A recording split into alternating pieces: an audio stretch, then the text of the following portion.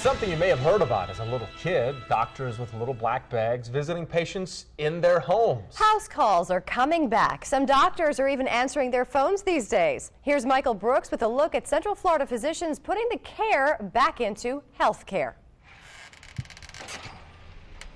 Hi, Charity. This is something doctors haven't done in quite some time. It's an old-fashioned house call.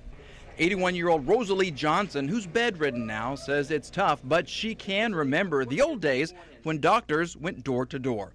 I wasn't too young. These days, Rosalie gets a visit from Dr. Rita Laracuente, or Dr. Rita, twice a month.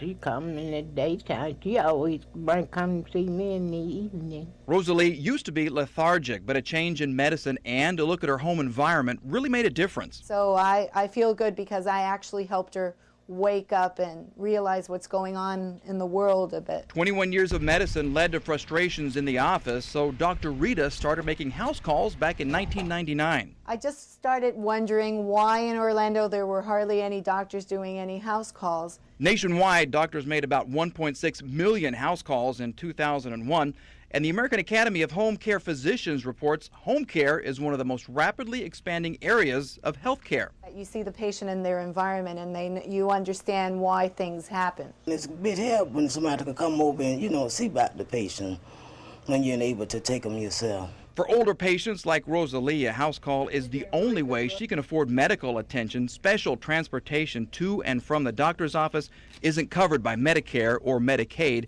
and it can run between $100 and $400 each way. But of course, medicine is a business. Doctors have to survive. Dr. Rita says she has to see between 30 and 40 patients a week just to make ends meet. Another trend that is back once again, doctors available 24/7. When's the last time you picked up your cell phone and spoke directly with your doctor? You didn't have to go through an answering service, and you didn't have to talk to his nurse. You would call me. You have my cell phone number. Call me anytime. That's right. With Dr. James Selfo, wasting hours in the waiting room is a thing of the past.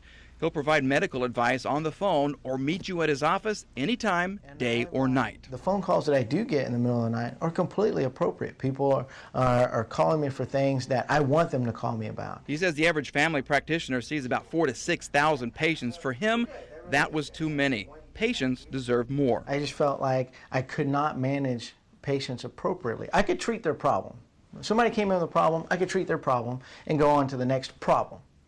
But I wasn't managing patients. So he capped his 4-month-old practice at 600 patients to provide medical attention.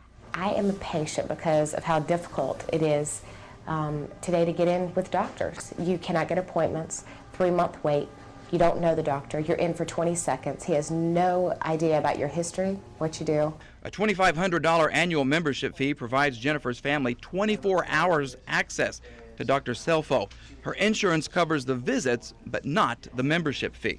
Are you okay? Yeah. Okay. Let me take a quick look in here. And in case you're wondering if providing total access is ruining his home life, Dr. Selfo says it's not as bad as you think. But in 4 months, I have not had a complete interruption of activities outside of the office.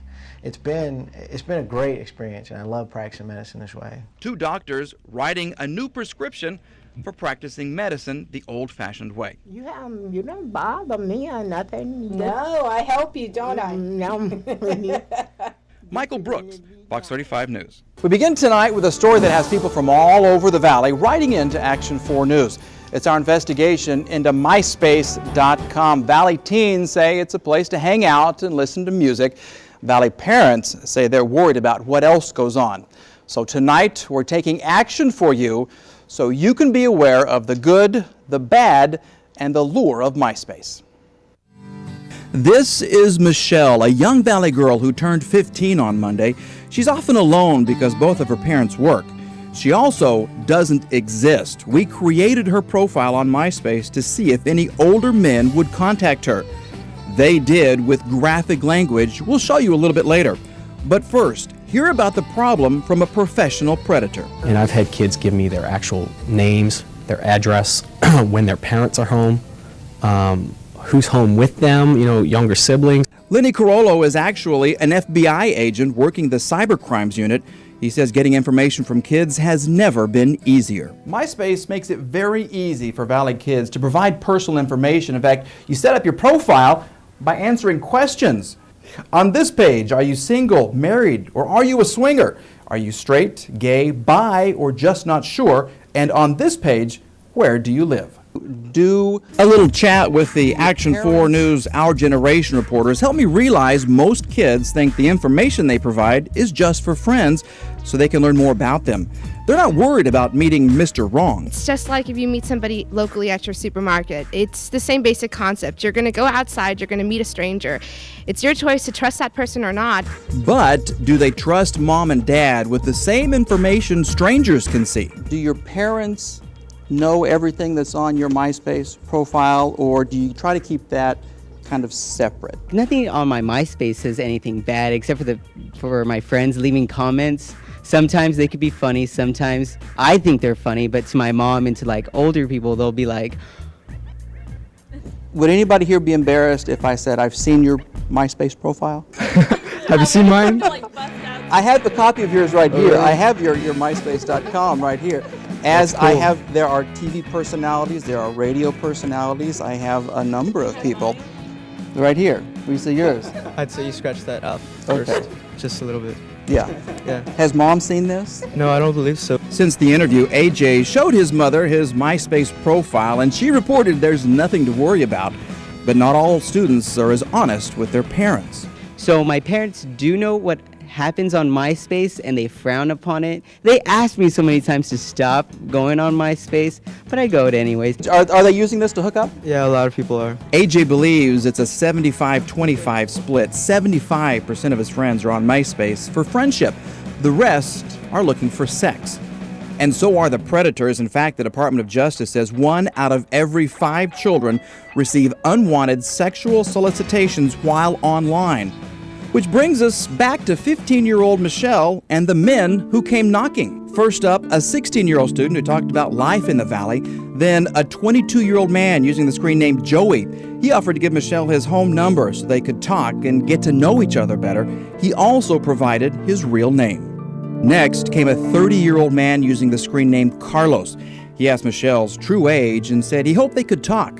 One day later, knowing she was turning 15, he asked for her phone number. Then he asked to meet. Pedophiles will go to extremes and do whatever they can to meet this person.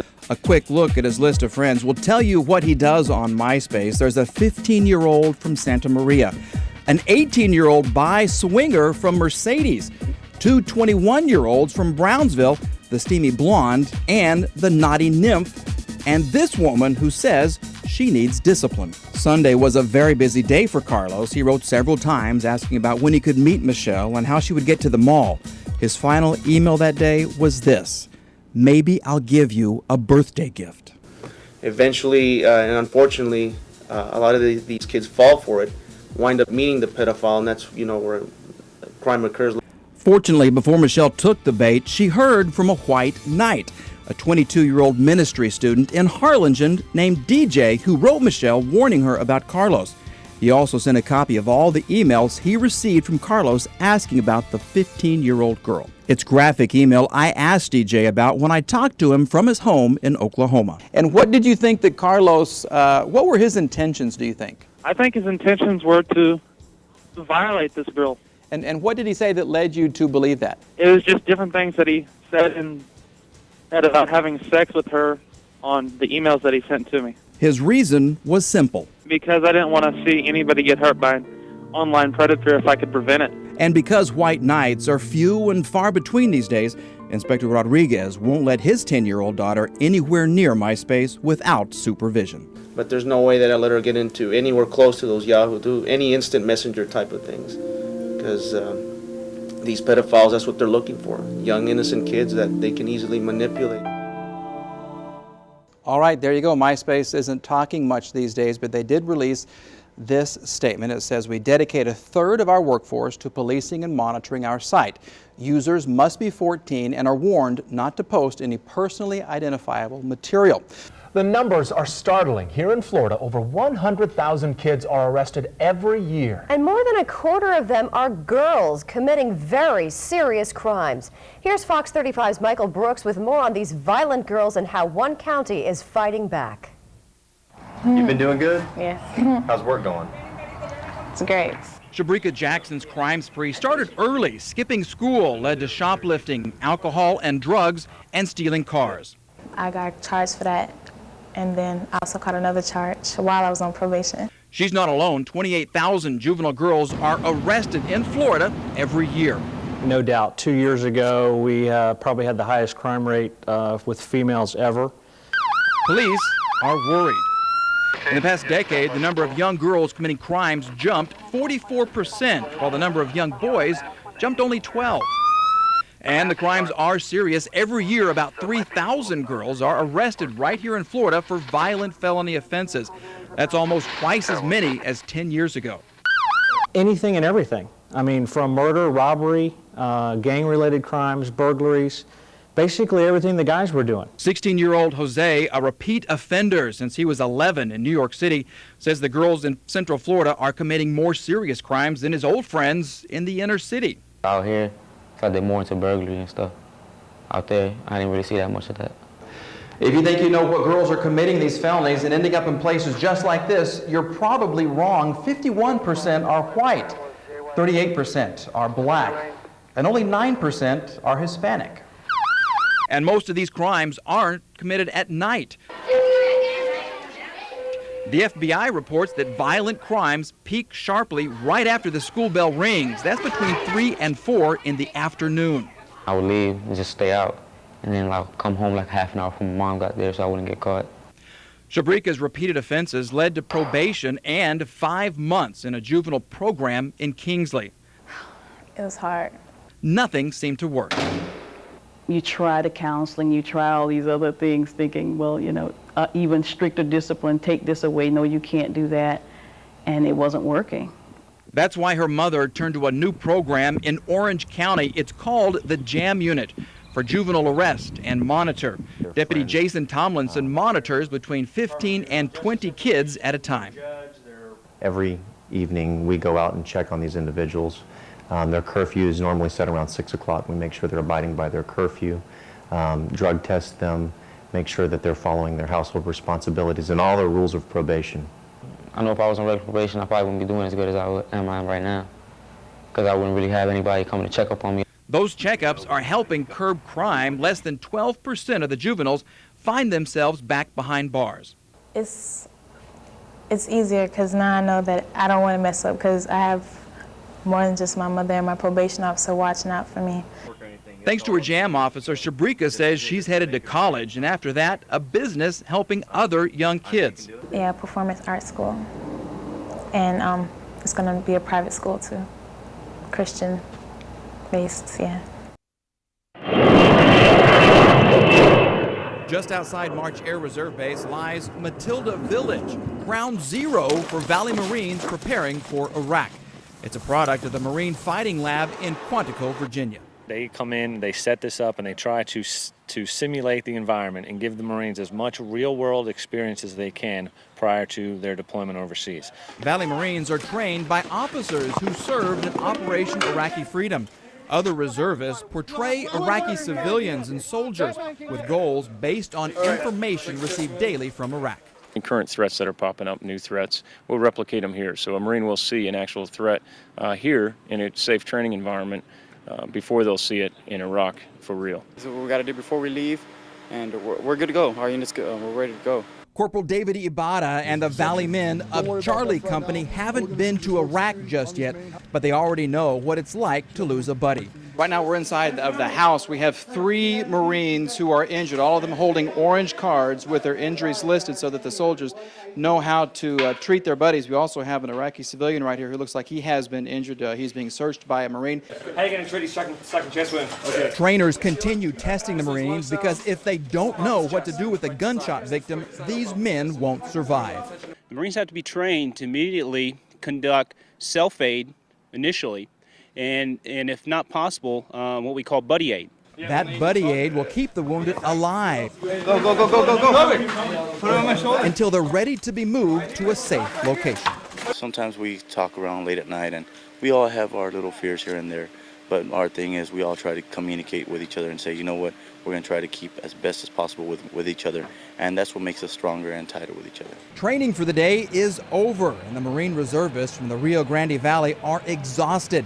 They're also a little more confident about the task now set before them, a late August deployment to one of the most dangerous places in the world, Iraq. They perform everything that I've asked of them. They have done proudly and aggressively, and I couldn't ask for a better group of young Marines.